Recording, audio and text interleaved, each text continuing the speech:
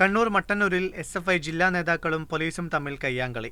Polytechnic തെരഞ്ഞെടുപ്പിന്റെ നോമിനേഷനിടെയാണ് സംഭവം. SFI ജില്ലാ സെക്രട്ടറി ശരത് രവീന്ദ്രൻ, സംസ്ഥാന കമ്മിറ്റി അംഗം ജോയൽ തോമസ് എന്നിവരും പോലീസും തമ്മിൽ ബലപ്രയോഗം നടന്നു. ഇവരടക്കമുള്ള എസ്.എഫ്.ഐ നേതാക്കളെ പോലീസ് ബലം പ്രയോഗിച്ച് കസ്റ്റഡിയിലെടുത്തു. നോമിനേഷൻ നൽകാനെത്തിയപ്പോൾ എസ്.എഫ്.ഐ തടഞ്ഞെന്നാണ് കെ.എസ്.യുവിന്റെ ആരോപണം.